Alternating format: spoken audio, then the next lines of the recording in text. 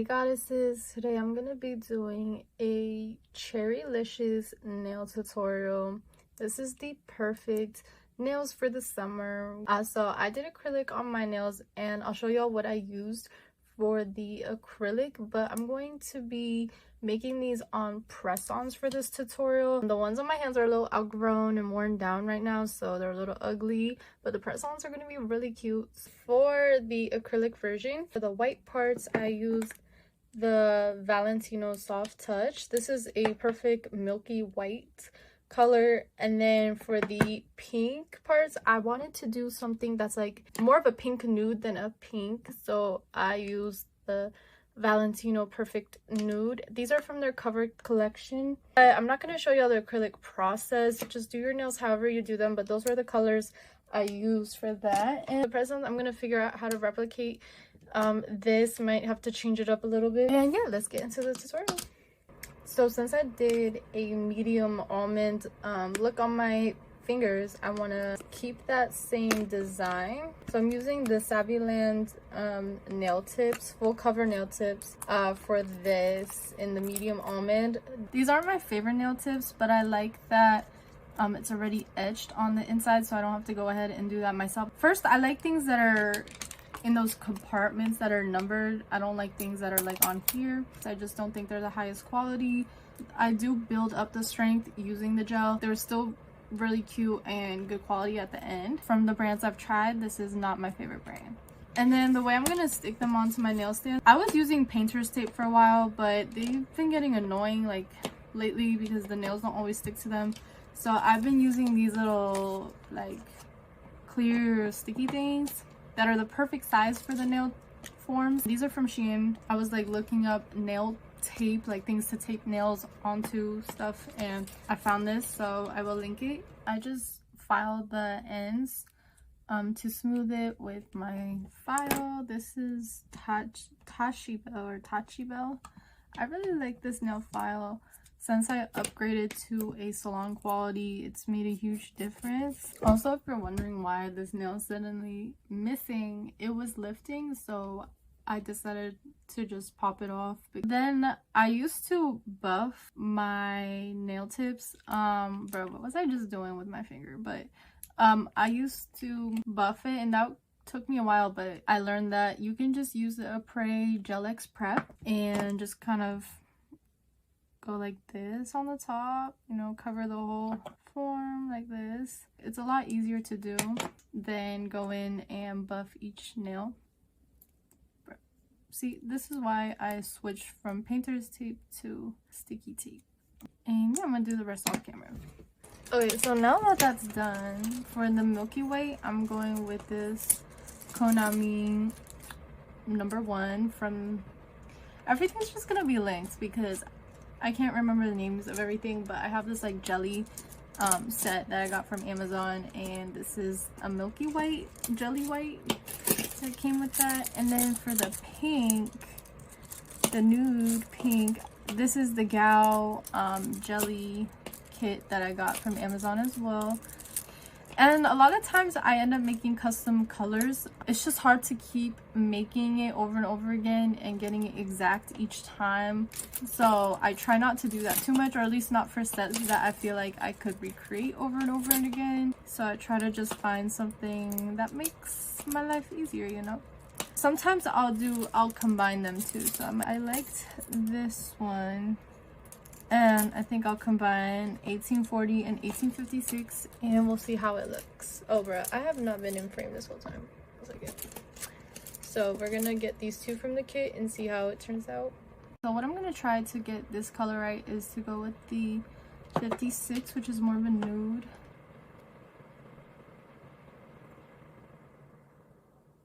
And then we're gonna put this in the nail lamp. In the meantime, I'm gonna go with the white.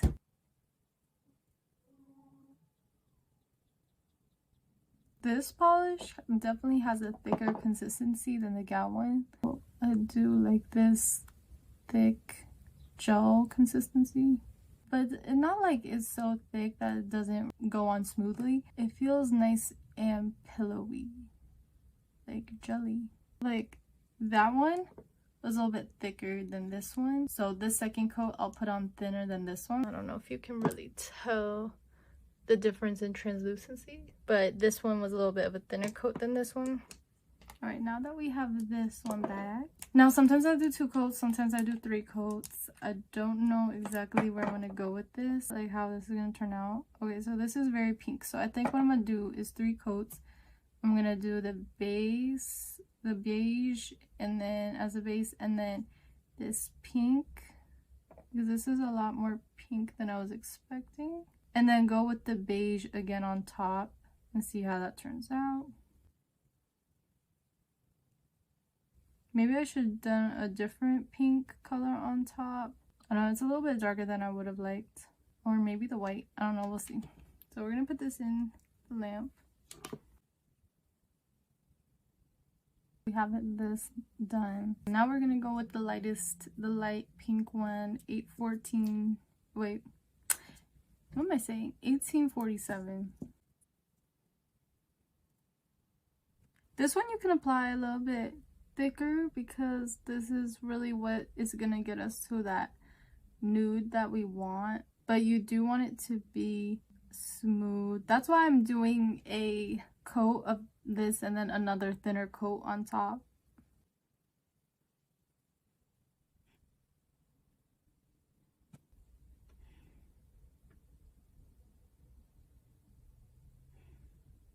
Right, and then now I'm going in with my last coat of this.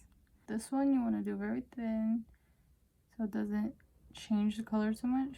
So now that all the base colors are done, we're gonna go into the French tip design on the thumb, middle, and pinky. It's super simple, and I'm using the Gal 1842. This is the perfect cherry red color because it's like a jelly red, and I just think the color is perfect for this design. You're just gonna take your liner brush. Now everyone has their own way of doing their French tips. There's so many different techniques and I'm open to trying them all. This is kind of just the way I've been doing it. It kind of helps for me to have this like upside down.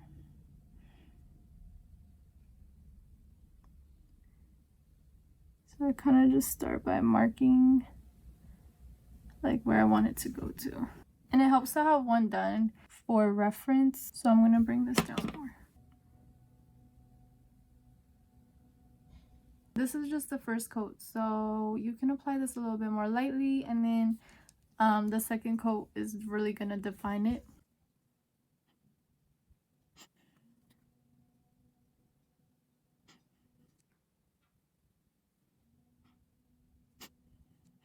And then you can use the brush with the bottle, or you can use the liner brush to fill it in. For this, I'm just using the liner.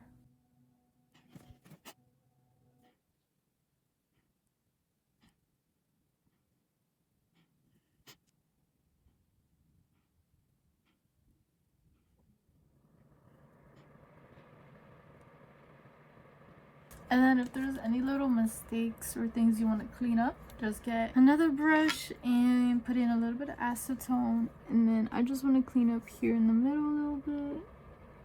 Alright, so that's going to be the first coat. Now we're doing the second. Last nail, last French tip. This is where you really define the smile line.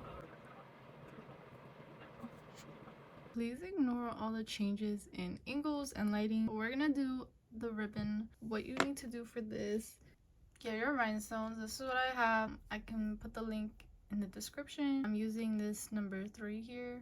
I have upgraded my rhinestone glue to the McCart one. Before I was using some like random one, and I did like it, but I like this one because it's a brush instead of like a squeeze, so you get a little bit more control.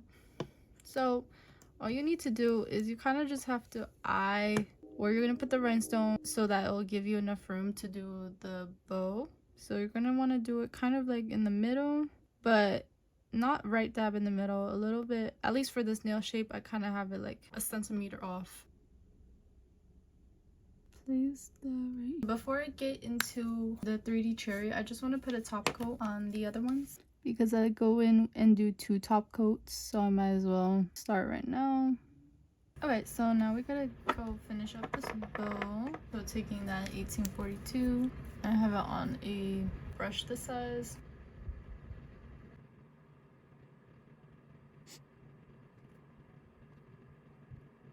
Okay, something like that, but we're gonna go in and clean it up too.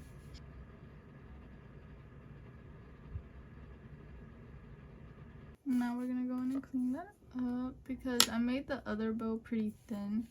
And if it's not super even on the first time, don't worry because we're gonna do a second coat to go over and fix the lines. I'm gonna let it cure. So now we're going in to fix the first layer.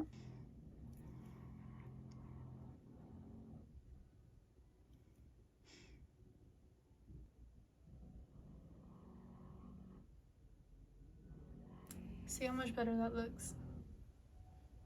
And then I also want to go in and do the strands. So this one's gonna be longer. I normally like them further apart like I have the other one, but I think it's alright. Go in with a little bit more of a swoop.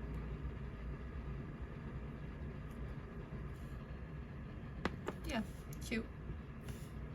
And we're gonna go over the little ribbon lines. So I'm doing the second coat now.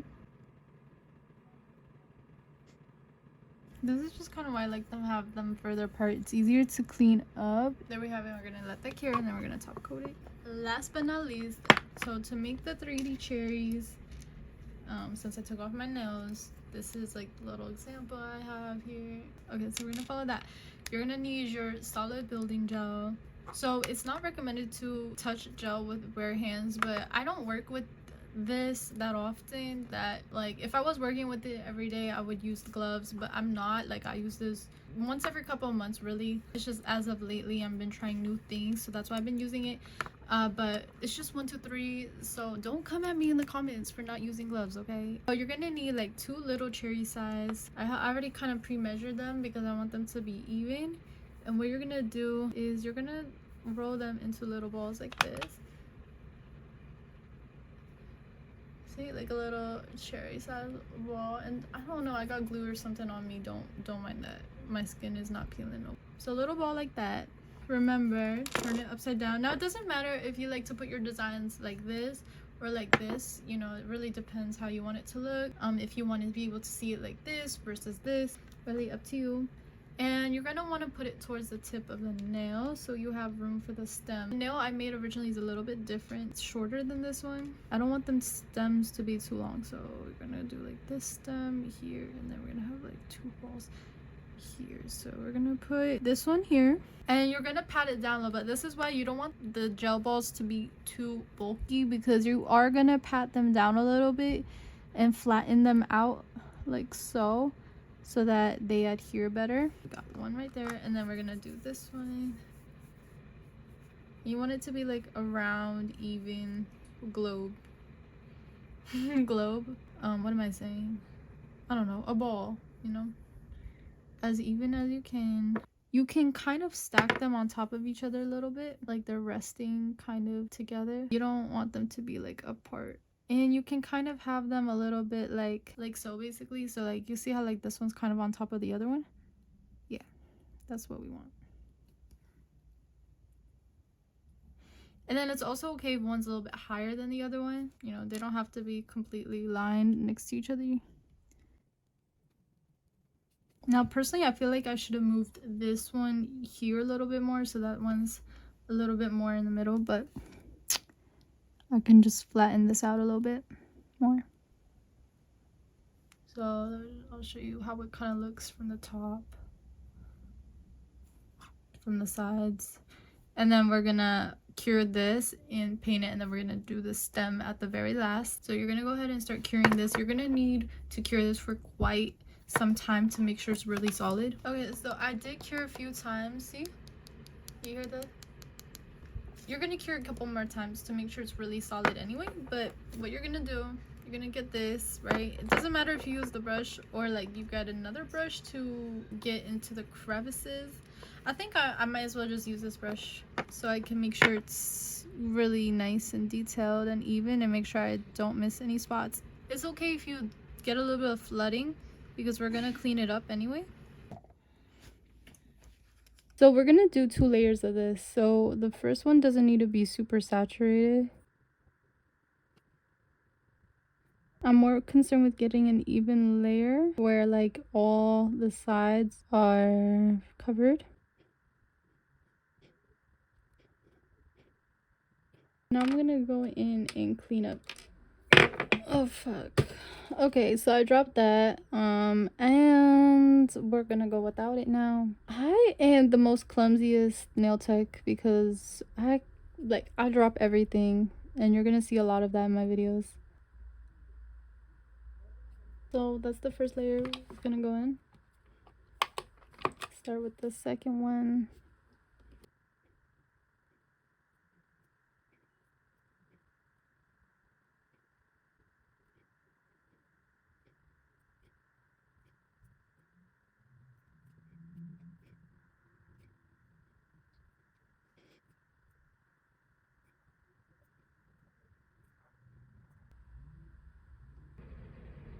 Okay, now for the second one. So this is kind of where you want to bulk up with the color and build that up.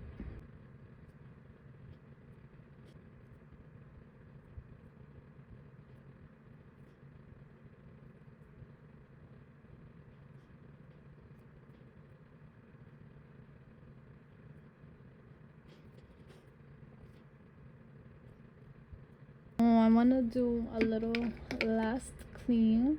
My huge fear is that my acetone, one day I'm gonna knock it over, and that's the day I'm gonna quit.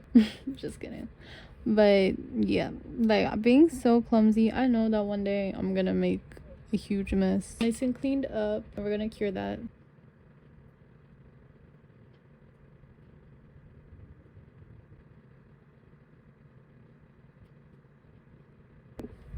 Alright, so now the finishing touch, we're gonna top coat it and make sure you go over the whole thing, really get in all the little spots.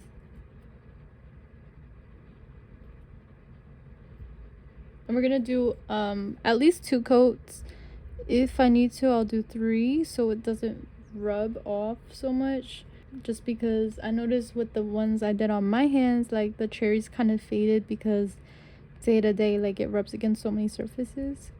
So I might do 3, and yeah, I'll show you when everything's done. I did something stupid and embarrassing. I forgot the little reflection, but I just went back and added them right now. So we good. There we have the finished Cherrylicious 3D gel press-on nail set. If you like my videos and want to join the Goddess Club, remember to subscribe, like, and share. Also check out my social media, Green Goddess Nails, on TikTok and Instagram. Thanks for watching.